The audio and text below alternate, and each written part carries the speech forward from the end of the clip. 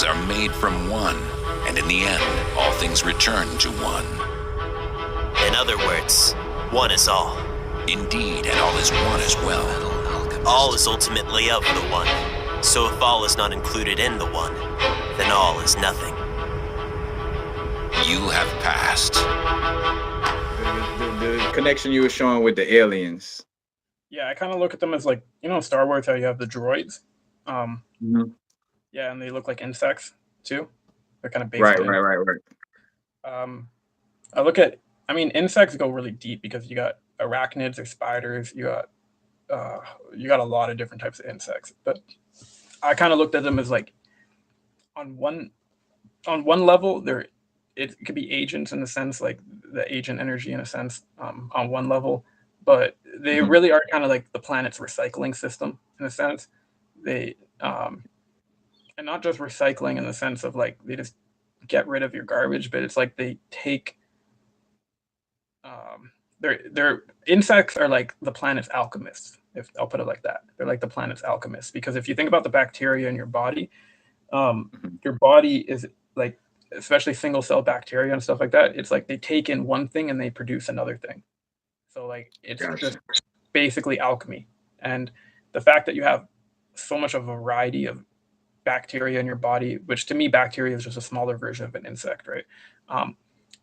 They're like interconnected, but that same way that the bacteria kind of works in your body so that you have like an internal biome inside of you, you have a microbiome or whatever, if you agree with germ theory and science in general, but that internal microbiome that a person has is reflected also with like the insect kingdom. So not only this goes into how we create things like crystals and how we create these how we create like jewels and how we create resources and things like that. That actually goes heavily into the insect kingdom. This is why the insects would be the minions of like the devil or the minions of the Matrix or whatever, because they're not only are they able to create the value a lot of times, but they're because they can create the value, they can like destroy the value, if that makes sense.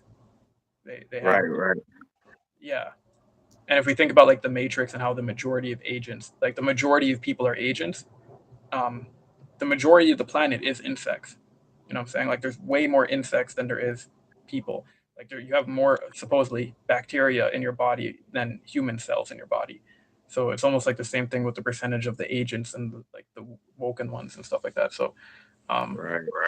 because if you think about it, if the agents turned against the system, I mean, they would be able, like, they literally are like the intricate parts of the system, like the gears and the cogs and everything that makes the system run.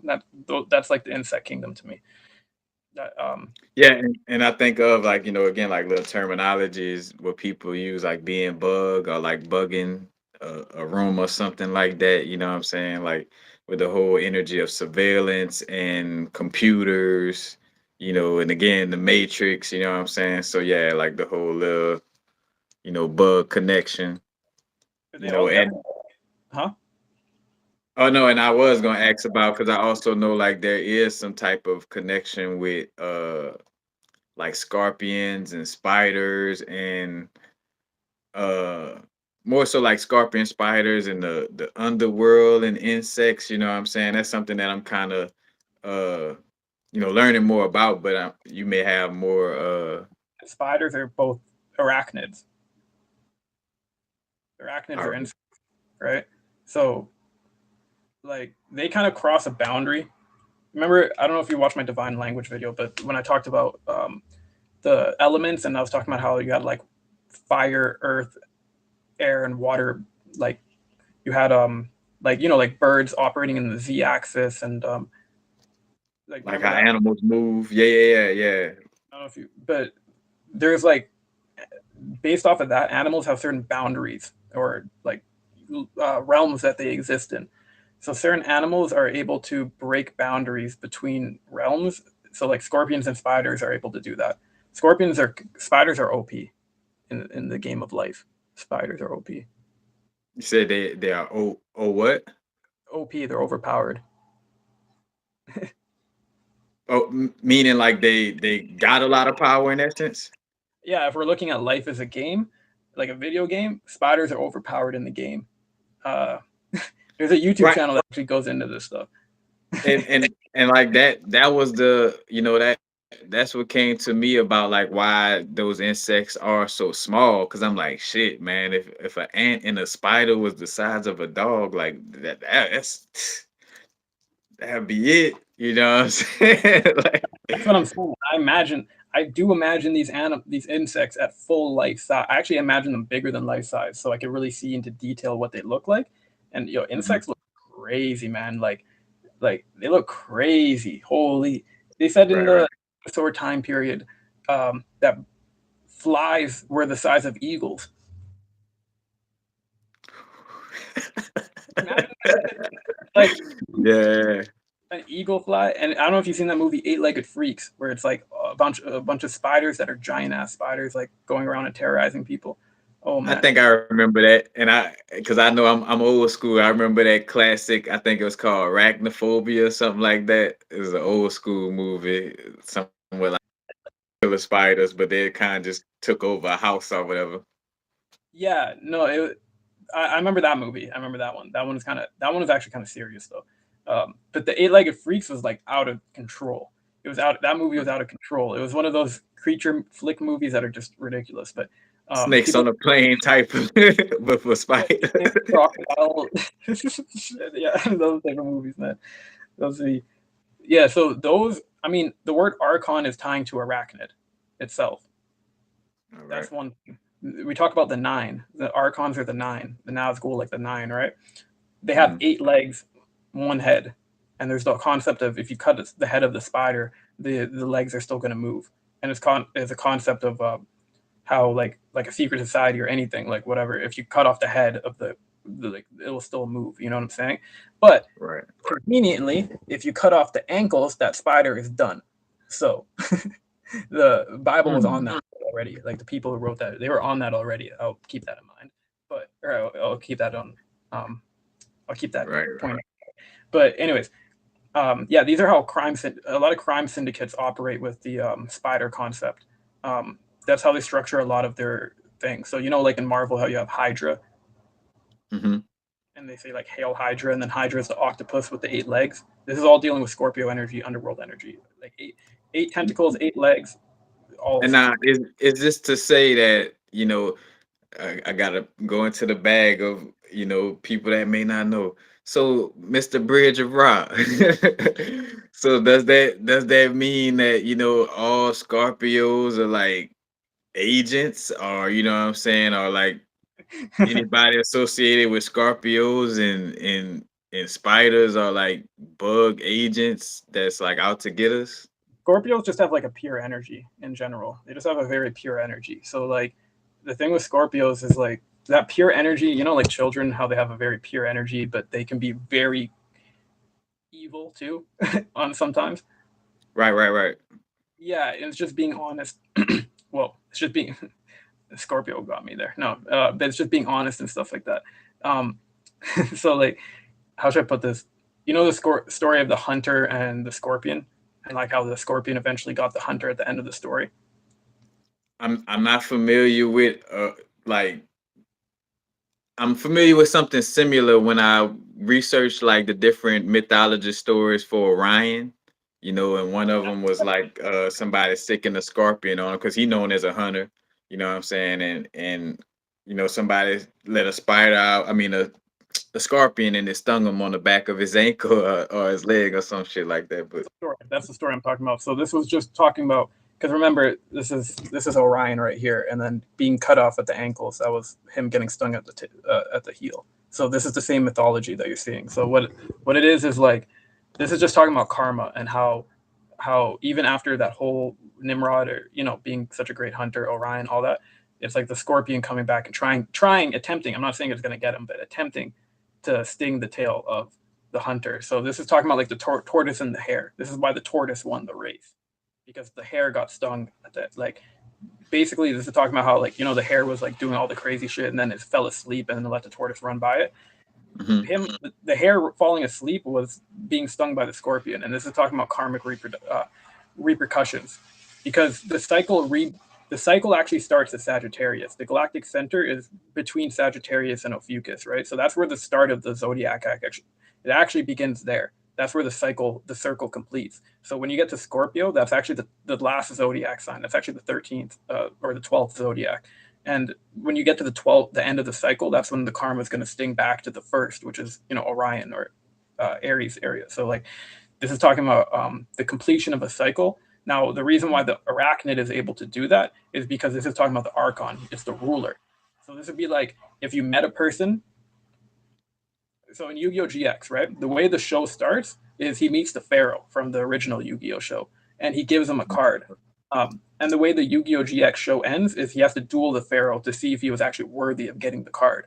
So the Pharaoh was putting him through the Scorpion test. You can watch the movie The Scorpion King, and they explain this is the same story. So when the dude at the end of the story had to fight the Scorpion King, this was talking about this is talking about the consistent battle of good and evil, and how evil can't actually be, like when we're talking about immortality and all, it can't really be killed. It can only be contained and stored. So then the Pharaoh had to, you could say, be this like, he had to have this energy because like at any time these things from the past can come back, and he has to have the vitality or the energy to be able to fight these things consistently. Yeah, so the Nazgul in Lord of the Rings, the 9 Nazgul, this is why Aragorn, like he was on a polar, even though he didn't fight the Nazgul, it was actually Mary and that woman elf or whatever who fought the Witch King, but the head of the Nazgul, but those Nazgul are the same ones. So this is talking about the fallen kings that became the archons or became the elites and shit like that, and they became the embodiment of the evil from the past. So it's talking about the kings of the present having to defeat the ones from the past. So this is even the whole thing about the ones from the past that don't have a physical body today. And yeah. All right.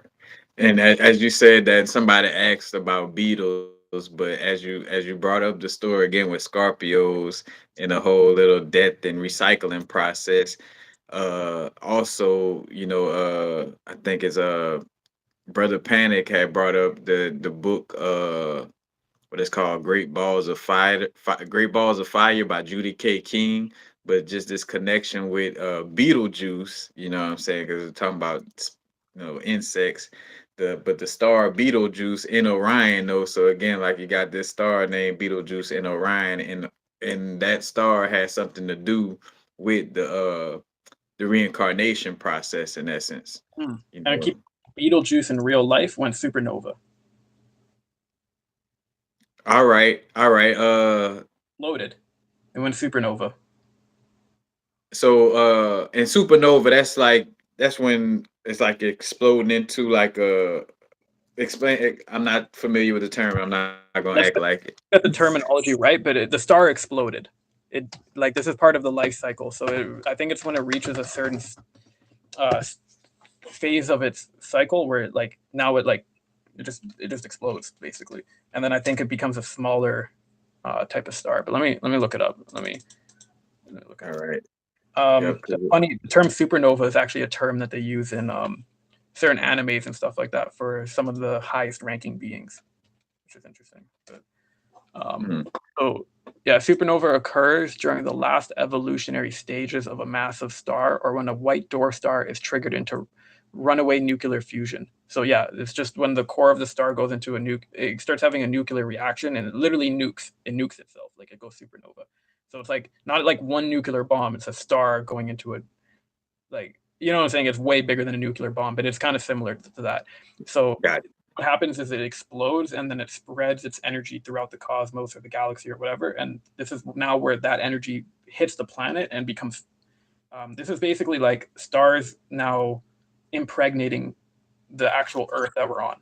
I was just thinking of that because I thought of, like, how the sunlight, what I'm saying, hits and feeds everything, what I'm saying? Basically, like, technically, like the sun all out in the open having sex with everything. Well, not, but what I'm saying? But literally, what I'm saying? Like, again, birthing or going into things, and creating new things from what it's going into.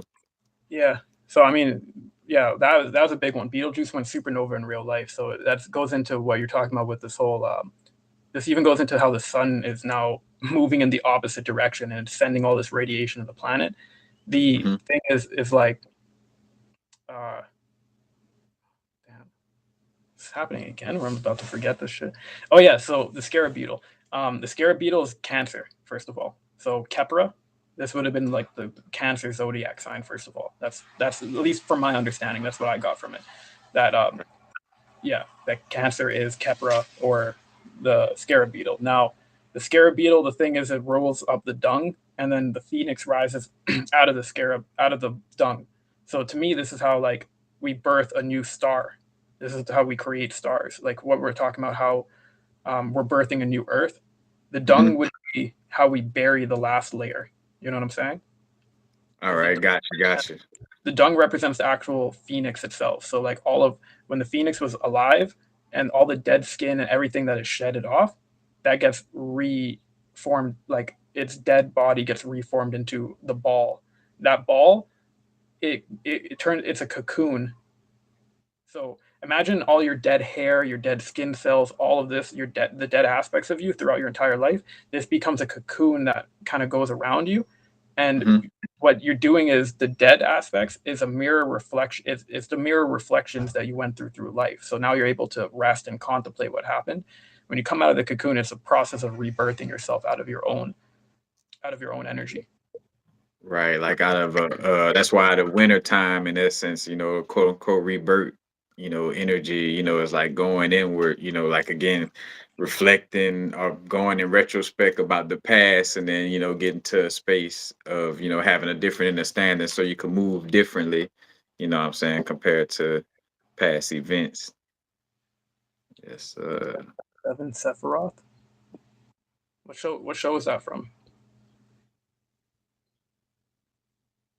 I think they're called supernovas and like the Piece or Bleach. I don't know. One of these animes. It's like I think it's One Piece. They're called supernovas. Like some of the top people in there. I think it's One Piece. I think it's like, anyways.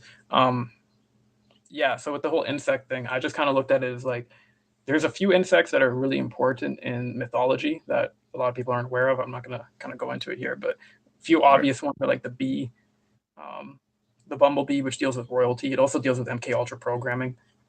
Um, Yep, because that's connected to electricity in some type of way. You know what I'm saying? Like electricity, like overstimulating the nervous system and being able to, manipulate through that. Because I thought of like the bee, the buzz from a bee is literally like, it sound like electricity, like buzz. You know what I'm saying? And that I feel like that was a part of the connection in a man who fell to earth, where he was a reptilian being and they lived like in a hive mind type of way, but also was connected to bees and stuff too.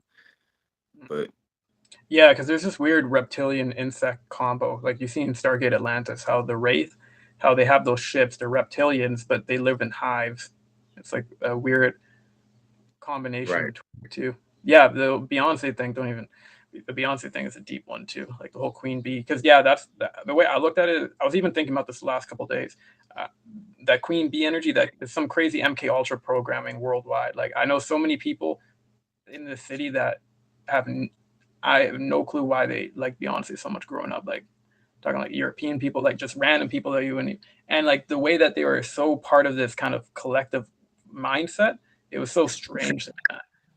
I'm laughing, but it's not funny. Continue, bro. No, it's strange, like because this is like talking about like groupies and all that type of stuff, right? Um, man,